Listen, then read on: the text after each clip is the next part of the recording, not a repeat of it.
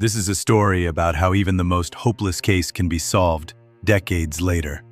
A college student walked out of her university and vanished, and the next day, her body was found in her own car. The police had no leads, no clues, and not the slightest idea who the killer could be. And only 47 years later, would the world learn the perpetrator's name. Sad statistics show that many murders remain unsolved. When the police have no evidence, no witnesses, and no suspects, finding the culprit becomes nearly impossible. Sometimes, this leads to innocent people being imprisoned, but more often, the case simply goes cold. And sometimes, crimes are solved after entire decades have passed. Of course, this no longer helps the victim, but the perpetrator can be brought to justice. Most importantly, the victim's family and loved ones can finally be freed from the heavy burden of not knowing. This is exactly what happened in the case of Pamela Milam, a 19-year-old student at Indiana State University, USA. After her studies, she wanted to become an English teacher. On September 15, 1972, students gathered at the university dormitory for a social evening. Pamela lived at home with her parents and younger sister Sheila in the town of Terre Haute, so she only visited the dorm to spend time with friends before heading home. On that fateful evening, the young woman left the dormitory to repark her car. She told her friends she would be back in a few minutes. No one ever saw her alive again. At first, no one suspected anything was wrong. Her friends thought Pamela had simply gone home, but the next morning, she didn't show up for the job she held while studying. This worried her parents. Pamela was always extremely responsible. By this time, Pamela's friends had also started to worry. Soon, they noticed her Pontiac car near the dormitory. It was parked just 1 block from where she had left it, before going to the campus. The students immediately noticed a strange detail. Pamela's glasses were on the dashboard, but she wasn't in the car.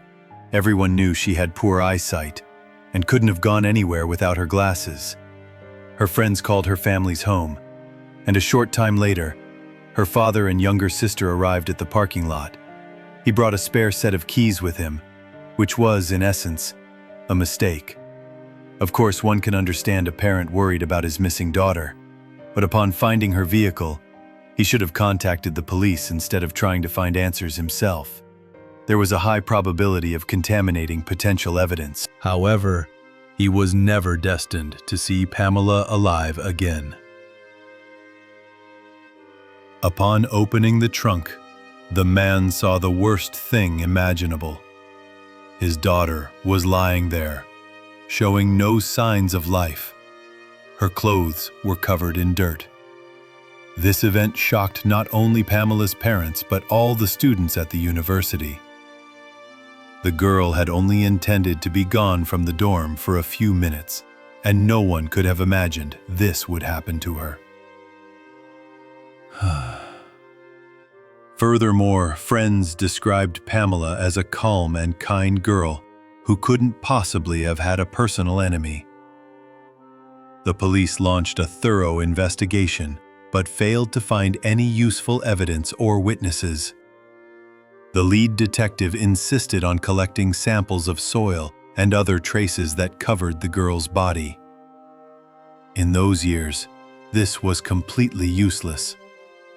No lab in the world could yet perform a DNA test with such evidence.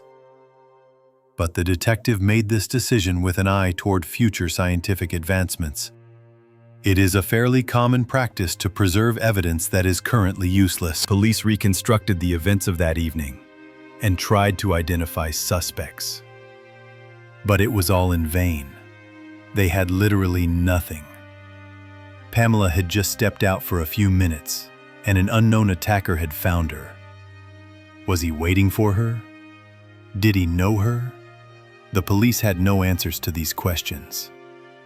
After some time, the first suspect unexpectedly emerged: Robert Wayne Austin. He was arrested for assaulting several female students on the university campus where Pamela studied. But none of those cases had been fatal. In the eyes of the police, Austin was a perfect fit for Pamela's killer. You have to admit, the time and place matched perfectly.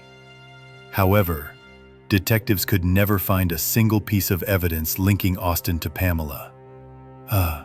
After exhausting all possibilities, he was dropped as a suspect in the case, and it once again went cold.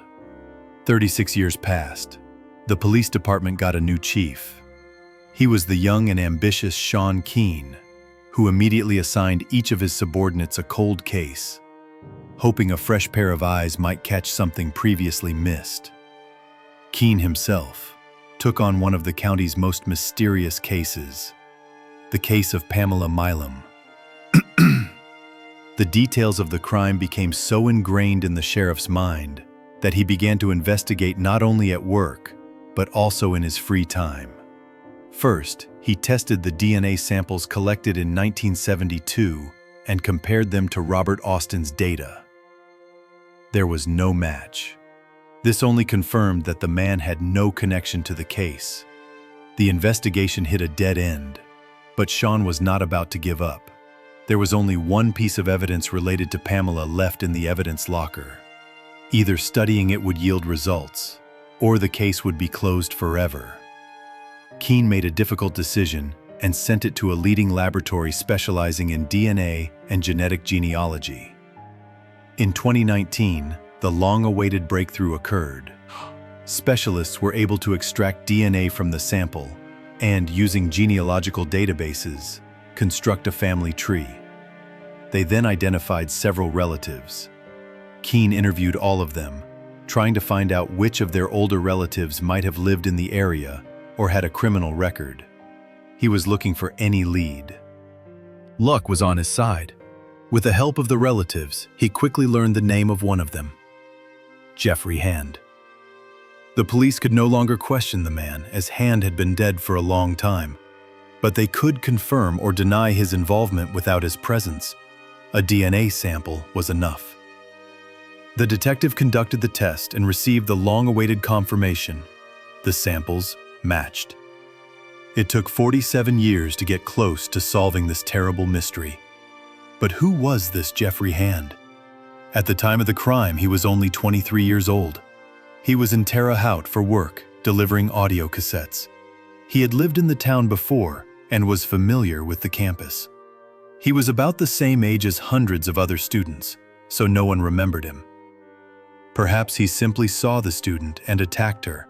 But one thing we can know for sure: this was far from his only crime. A little less than a year later, Hand attacked a married couple. He initially intended to rob them, but events spun out of control. Hand killed the husband, while the wife managed to escape and call for help. The police arrested Hand almost immediately. Detectives had all the necessary evidence, but he nearly escaped punishment. The court found Hand not guilty by reason of insanity, and instead of a real sentence, he was sent to a psychiatric facility for 2 years of compulsory treatment. Released at the age of 25, no miracle had occurred. Shortly after his release, he attempted another attack. This time, luck was not on his side. During the attack, Hand sustained a fatal injury and died at the age of 29. It turned out that the killer himself had been dead all these years, and holding him accountable for Pamela's murder was simply impossible. Let's return to 2019. Pamela's family had mixed feelings. On one hand, they regretted that the perpetrator would no longer face any punishment. On the other hand, they were glad that Hand had not lived a long life. But one question still troubles the family and the police. Was Hand involved in other crimes? His record clearly indicates a predisposition to serial offenses. In any case, this story clearly demonstrates that even the most hopeless cases can be solved. A lack of evidence does not guarantee criminals impunity, and justice can catch up with them at any moment. Subscribe to the channel to listen to these real and scary stories. Sometimes these stories end well, but more often badly. It's disturbing.